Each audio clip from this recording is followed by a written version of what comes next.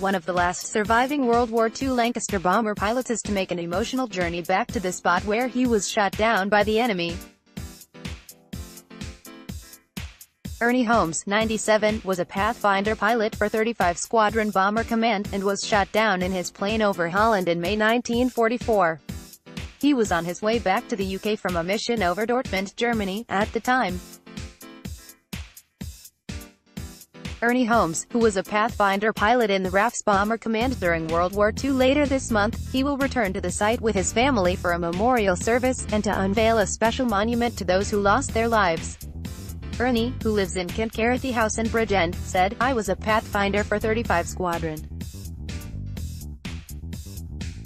Pathfinders don't exist anymore. They were specialized crew that went out in advance of the Bomber Command by about 10 minutes to make the targets. We lost a great number of people. I am probably the last of the Pathfinders.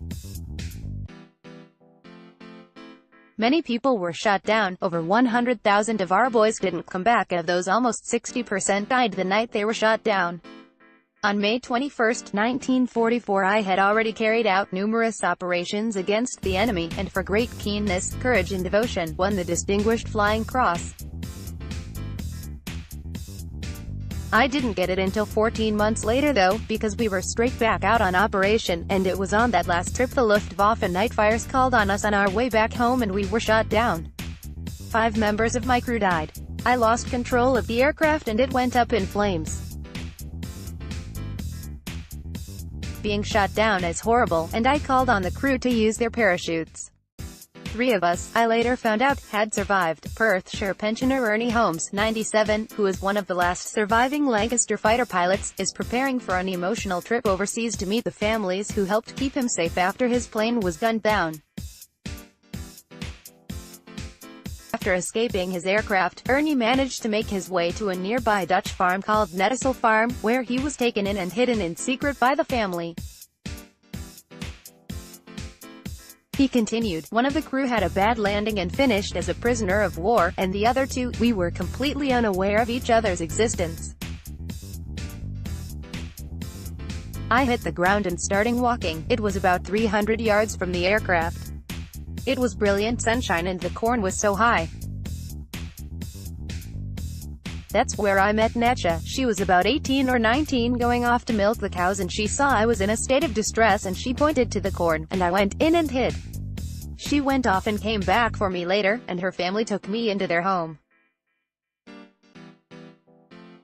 Nettisel Farm, where Ernie Holmes was kept hidden. "I was with that family from the night of the 22nd until June 12th, but a lot happened in those few days. The family who took Ernie in were putting themselves in grave danger by doing so. In fact, Netcha's father, Fons van der Heijden, was dragged out of church and shot by the enemy for harboring a number of servicemen, only days before the region was liberated in May 1945. Now, on Saturday, September 29, Ernie will travel from Dundee Airport back to Holland for a memorial service in the field where his aircraft and crew were shot down. During his visit, he will officially unveil a memorial to the squadron and visit the graves of his crew in Eindhoven. Fons van der Heijden, who kept Ernie Holmes hidden on his farm, and was shot by the enemy for doing so, he is also looking forward to meeting a woman he met during his stay in Holland, who was only a little girl at the time, and staying in the same farmhouse where he was kept hidden back in 1944.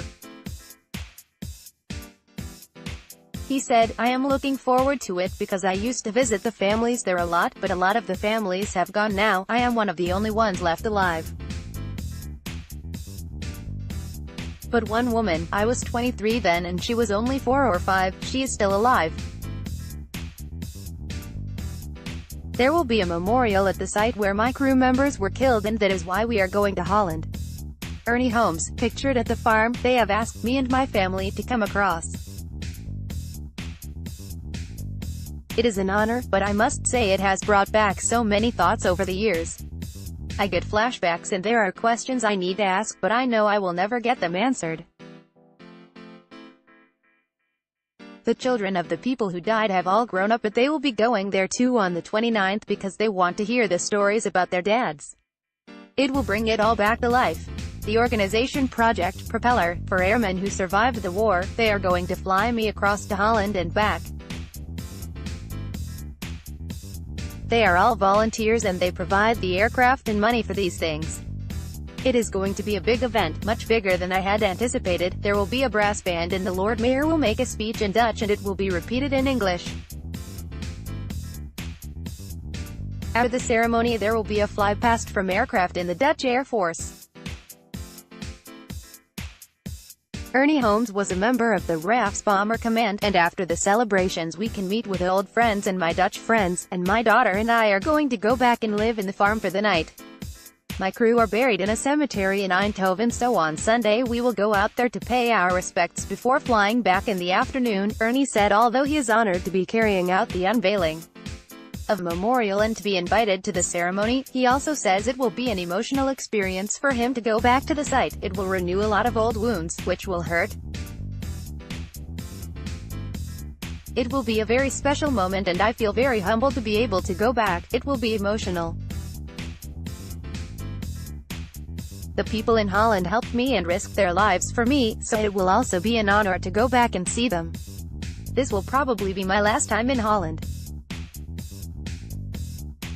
I hope after the 29th I can relax and stop getting flashbacks. Ernie Holmes on his wedding day in 1946. Over the past few years, Ernie has also been helping a group of researchers and historians in Holland who are focusing on World War II.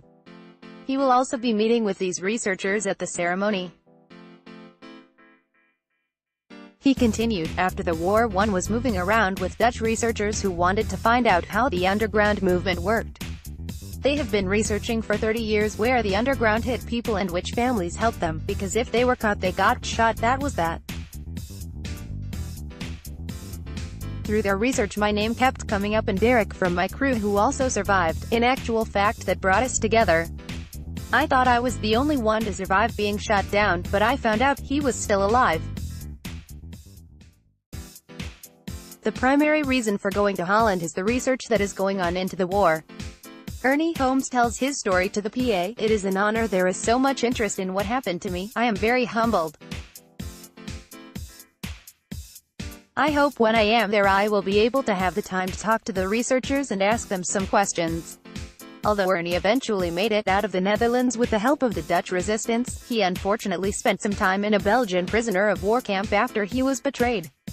Ernie's story was told on Sunday's BBC Songs of Praise.